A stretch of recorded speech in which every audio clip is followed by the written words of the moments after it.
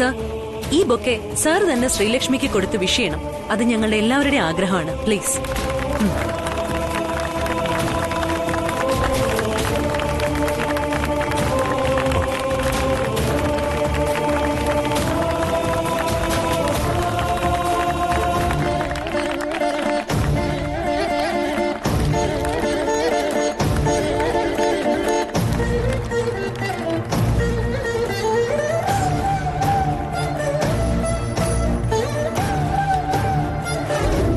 Varman group of കമ്പനീസിന്റെ അഭിനന്ദനം. Thank you sir. പക്ഷേ എനിക്കൊരു ചെറിയ റിക്വസ്റ്റ് ഉണ്ട്. റിക്വസ്റ്റോ? എന്താ പറഞ്ഞോളൂ. ഈ ബൊക്കെ സാന്ദ്ര മാഡത്തിന്റെ കയ്യിൽ നിന്ന് വാങ്ങാൻ ഞാൻ ആഗ്രഹിക്കുന്നു.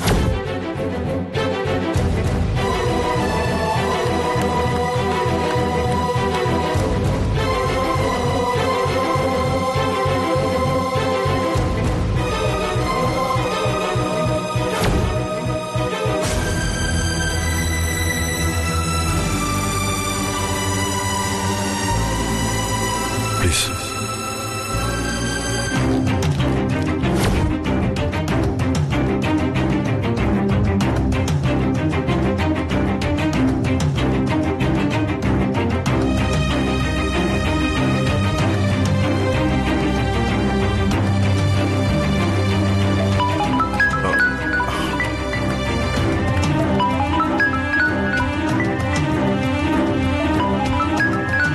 One second. Sandra, please. Hello? Oh. Yeah, Don Carlos. Tell me. Yeah.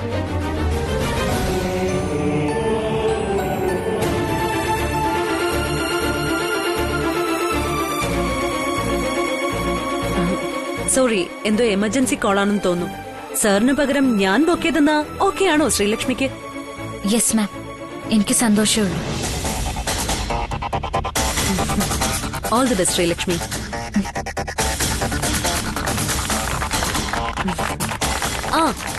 There is one more thing. Najib, bring it.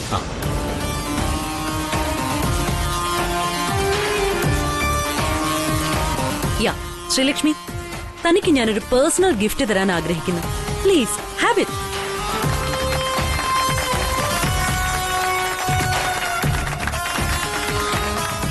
All right. Gift എന്താണെന്ന് ഒന്ന് നോക്കിയാലോ? I'll show it for you.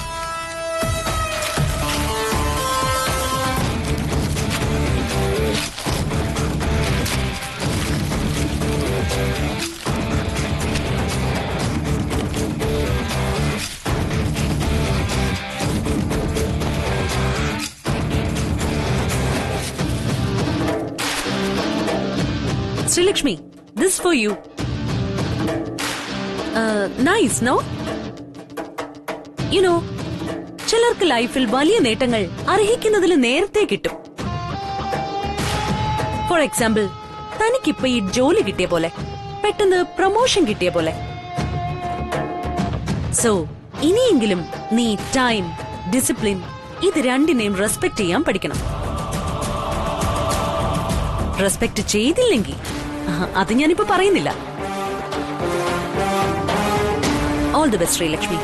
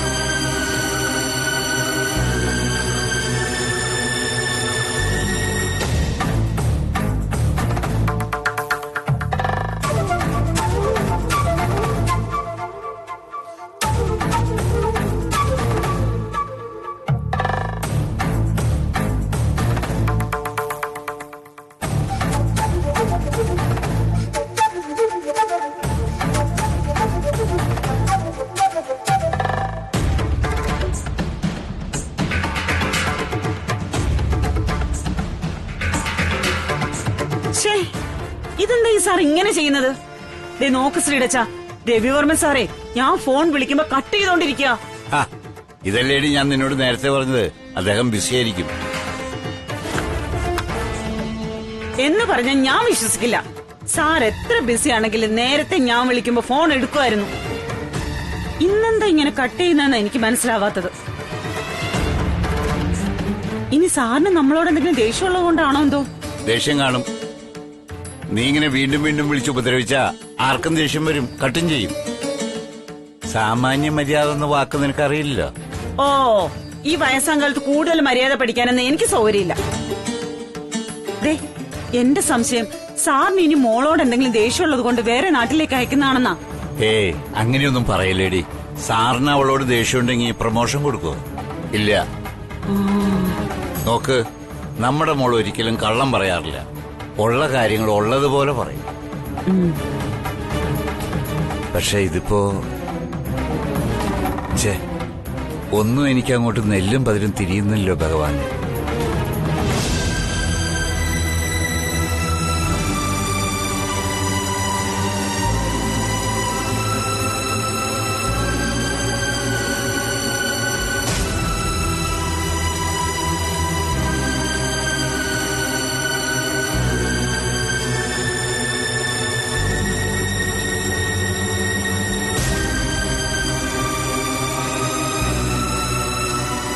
ദേ ശ്രീടച്ച, എപ്പോഴും എന്നോട് ഉപദേശിക്കാറുണ്ടല്ലോ അധികം ടെൻഷൻ വേണ്ടെന്ന്.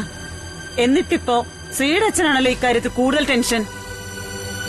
നിങ്ങളൊന്ന് സമാധാനപ്പെട്. എങ്ങനെയാടി സമാധാനപ്പെടുന്നത്? മോൾ ഒറ്റയ്ക്കാ കോയമ്പത്തൂർക്ക് പോകുന്നത്. എന്റെ മോൾ ഒരു ദിവസം പോലും ഇത്രയും ദൂരം ഒറ്റയ്ക്ക് യാത്ര ചെയ്തിട്ടില്ല. അല്ല, അവൾക്ക് കൊണ്ടുപോകേണ്ട സാധനങ്ങളൊക്കെ ഉണ്ടോ ഈ വീട്ടില്? എവിടുന്ന് അല്ലേ?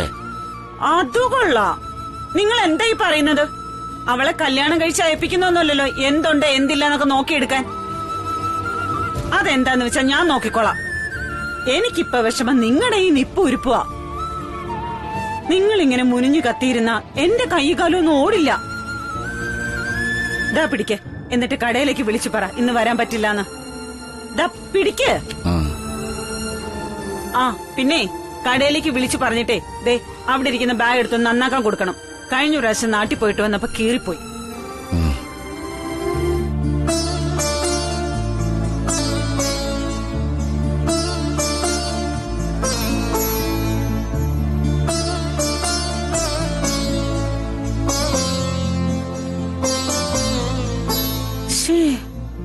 ഈ മനുഷ്യൻ ഇതാരോ ചത്തുപോയ പോലെയാണല്ലോ. ഇനിയിപ്പോ മോളെ ഒരിടത്തും അയക്കാതെ മുറി പൂട്ടിയിടുവെന്തോ.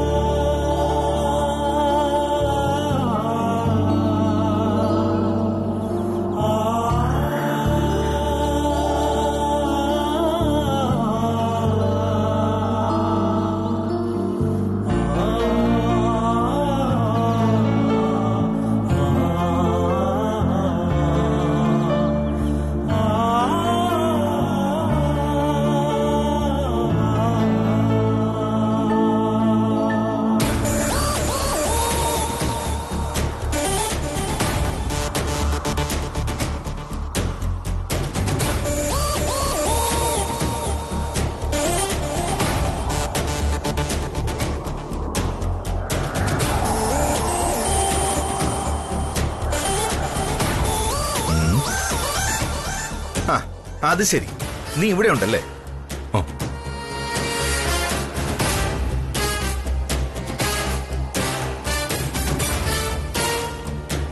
നോക്ക് രവി, അവൾ ഈ സിറ്റി വിടുകയാ. ശ്രീലക്ഷ്മി മാഡം, അവൾക്കൊരു വിഷു പോലും പറയാതെ നീ എന്തിനാ ഇവിടെ വന്ന് നിൽക്കുന്നേ? വിഷു ചെയ്തു കഴിഞ്ഞല്ലേ, നീ എന്ത് പുതിയ വിഷു? പക്ഷേ നിനക്ക് നൽകിയ ബൊക്കെ നീ തിരികെ സാന്ദ്രയല്ലേ ഏൽപ്പിച്ചത്? അതാണോ നീ ചെയ്ത വിഷു?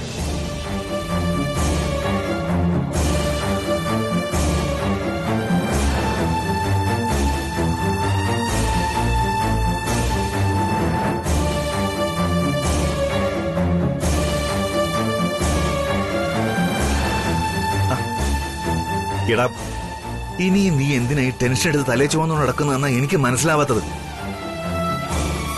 അവൾ ചെയ്ത ചലഞ്ചിൽ അവൾ തന്നെ തോറ്റു. അങ്ങനെ അവൾ കോയമ്പത്തൂരിലേക്ക് പോകുന്നതും. അതിന് നീ ഇങ്ങനെ വെറുതെ ആകാശം നോക്കി നിൽക്കേണ്ട ഒരു കാര്യവുമില്ല. ചെല്ല്, നീ അവളെ കണ്ടത് വിഷ് ചെയ്തിട്ട് വാ. അതോടെ നമുക്ക് ഈ ചാപ്റ്റർ ക്ലോസ് ചെയ്യാം. ചാലഞ്ചിൽ നീ ജയിച്ചു, അവൾ തോറ്റു, അത്രേ ഉള്ളൂ. No, that's wrong. തോറ്റുപോയത് ഞാനാടാ, അവൾ തോറ്റിട്ടില്ല. തോറ്റുപോയത് ഞാനാ, ഞാൻ. രവി, നിർത്ത്. വേദാന്തവും സിദ്ധാന്തവും ഇനി നീ പറയണ്ട. It's all over now.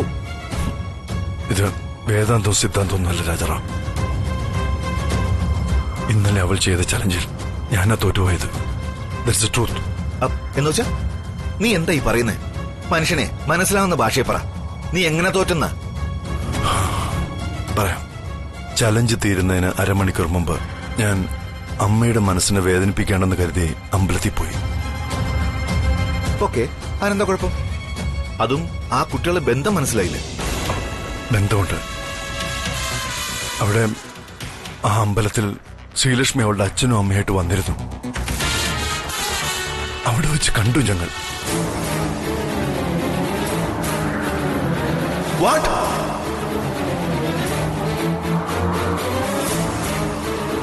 നീ എന്താ ഈ പറയുന്നേ? നീ അമ്പലത്തിൽ പോകുന്ന കാര്യം അവൾ എങ്ങനെ അറിഞ്ഞു? അപ്പൊ ആരോ ഈ വിഷയം ലീക്ക് ചെയ്ത് കൊടുത്തിരിക്കുകയാണല്ലോ നിന്നെ ദ്രോഹിക്കാൻ. ഇത് ആരും പറഞ്ഞൊന്നായിരിക്കില്ല രാജാറാം. അവസാനത്തെ നിമിഷം വരെ അമ്പലത്തിൽ പോകുന്ന ഞാൻ പോലും കരുതിയതല്ല. പിന്നെങ്ങനെ അവൾ അറിയും ഞാൻ അമ്പലത്തിൽ പോകുന്നു എന്ന് പറഞ്ഞ പിന്നെ അവൾ എങ്ങനെ അവിടെ എത്തി? ഞാൻ വിശ്വസിക്കില്ല നീ പറയുന്നത്. സോറി. ഞാൻ എവിടെ പോകുന്നു, എന്തിനു പോകുന്നു, ആരെ കാണുന്നു, എപ്പം മടങ്ങി വരുന്നു എന്നൊക്കെ വ്യക്തമായിട്ട് അറിയാവുന്ന നീ പോലും മനസ്സിലാക്കിയില്ല ഞാൻ അമ്പലത്തിൽ പോകുന്നവരും. അപ്പൊ പിന്നെ അവളെങ്ങനെ അറിഞ്ഞു? നോ, എനിക്ക് അവളോട് പൂർണ്ണമായ വിശ്വാസമുണ്ട് രാജാറാം. എന്നെ കണ്ടുമുട്ടരുതെന്ന് കരുതി അവൾ ഇന്നലെ ഓഫീസിൽ പോലും വന്നില്ലെന്ന് നീ മറക്കരുത്. അത് മാത്രമല്ല, അവളുടെ അച്ഛനും അമ്മയും കൂട്ടി ഇത്രയും ദൂരം അമ്പലത്തിൽ വന്നതുകൂടി എനിക്ക് വിശ്വസിക്കാൻ പറ്റുന്നില്ല. But it happened. അത് സംഭവിച്ചു. 24 മണിക്കൂർ തീരുന്നതിന് മുമ്പ് ഞാൻ അവളെ കണ്ടു രാജാറാം. I failed. അവളെ കണ്ടിട്ടും അറിയാത്ത പോലെ എനിക്ക് മറഞ്ഞു നിൽക്കേണ്ടതായിട്ട് വന്നു. ഈ രവിചന്ദ്രവർമ്മൻ അവളുടെ മുമ്പിൽ പോയില്ല. അവൾക്ക് എന്നോടുള്ള വിശ്വാസം ഞാൻ തന്നെ ഇല്ലാതാക്കി. I'm a fraud. കൊള്ളരുതാത്തവനാ ഞാനിപ്പോ. സ്വയം വഞ്ചിക്കുന്ന ഭീരു.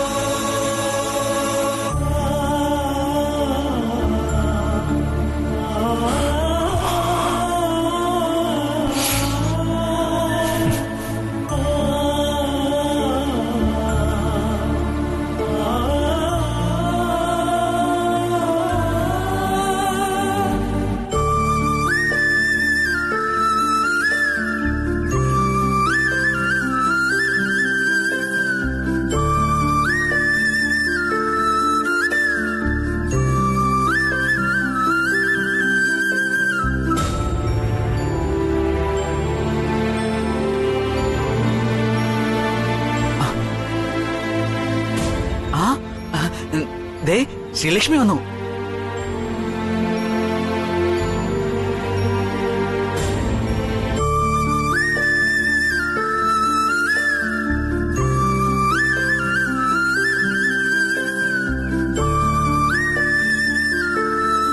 ശ്രീ, നിനക്ക് കോയമ്പത്തൂരിലേക്ക് ട്രാൻസ്ഫർ ആയോ?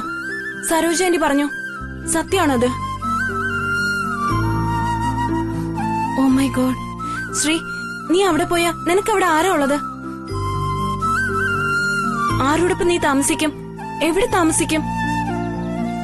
ആര് നിനക്ക് വച്ചു വിളമ്പി തരും? ഒരു ജലദോഷപ്പനി വന്ന ആരാ നിന്നെ ആശുപത്രി കൊണ്ടുപോകാനുള്ളത്? എല്ലാത്തിനും ഒരു ഉത്തരവേ ഉള്ളൂ. അറിയില്ല. ശ്രീലക്ഷ്മി അങ്ങനെ പറയല്ലേ. നീ ഇവിടുന്ന് പോകുന്ന എനിക്ക് ഇഷ്ടമല്ല. പോണ്ട ശ്രീലക്ഷ്മി, പോണ്ട. നമുക്ക് ഇവിടെ കഴിഞ്ഞാ മതി, ജോളിയായിട്ട്. അതെ ശ്രീ, നീ ഇവിടുന്ന് പോയാ നമുക്ക് പിന്നെ ഒരുമിച്ച് ഐസ്ക്രീം കഴിക്കാൻ പറ്റുമോ? ദിവസവും നിന്റെ അമ്മയുടെ അച്ഛന്റെ വഴക്കും ബഹളവും അത് കഴിഞ്ഞുള്ള അടുപ്പവും ഒന്നും കാണാൻ പറ്റില്ല. പിന്നെ ഇവിടുത്തെ കിണറ്റിൻ ചോട്ടിലെ ഒത്തുകൂടലും ദേ ആ നാഗർപ്രതിഷ്ഠയിലെ പൂജയും ഒന്നും കാണാൻ പറ്റില്ല. നമ്മള് പകലും രാത്രിയൊക്കെ പോയിരുന്ന് വർത്തമാനം പറയുന്ന ഊഞ്ഞാലിന്റെ ചോട്ടിലെ ആ നിമിഷങ്ങളൊക്കെ നമുക്ക് നഷ്ടപ്പെടും. ഇതിലെല്ലാം പ്രധാനം മറ്റൊന്നാ. ഇവിടുന്ന് നീ പോയാ നിനക്കിനി രവിവർമ്മൻ സാറിനെ കാണാൻ പറ്റുമോ? അതെന്താ നീ ആലോചിക്കാത്തത്?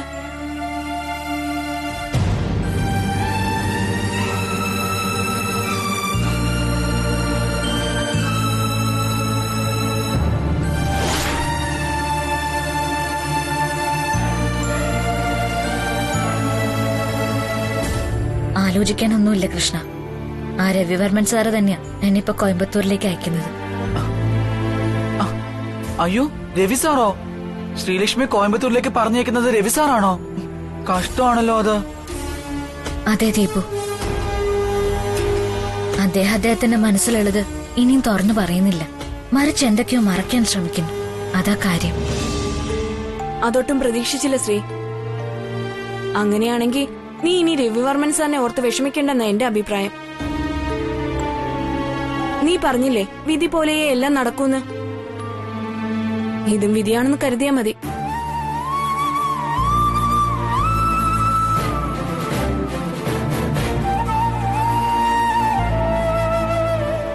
പക്ഷെ എനിക്ക് മനസ്സിലാവാത്തത്, നീ ഇന്നലെ വിധിയും വെല്ലുവിളിച്ച് ഓഫീസിൽ പോകാതെ അമ്പലത്തിലേക്ക് പോയതാ. ഓഫീസിലേക്ക് പോയിരുന്നെങ്കിൽ നിനക്ക് രവിവർമ്മൻ സാറിനെ കണ്ട് സംസാരിക്കായിരുന്നു. എന്നിട്ടും ഇല്ല കൃഷ്ണ, അതും വിധിയുടെ ഒരു കളി തന്നെയായിരുന്നു. ഞാൻ ചെന്നെങ്കിലും സാർ ഇന്നലെ ഓഫീസിലുണ്ടായിരുന്നില്ല. പകരം ഞാൻ ഇന്നലെ ഏത് അമ്പലത്തിൽ പോയോ അവിടെയാ സാറും വന്നു ചേർന്നത്. രവിവർമ്മ സാർ അമ്പലത്തിൽ വന്നെന്നോ? എങ്ങനെ? അതറിയില്ല, പക്ഷെ നടന്നത് സത്യമാണ്. ഞാൻ എന്റെ സങ്കടം മാറാൻ കാർത്തിയായനി ക്ഷേത്രത്തിൽ പോയിരുന്നില്ലേ? ആ ദേവി എന്നെ കൈവിട്ടില്ല കൃഷ്ണ. അവസാന നിമിഷത്തിൽ ആ ചലഞ്ചിൽ ആ അമ്മ എന്നെ ജയിപ്പിക്കായിരുന്നു.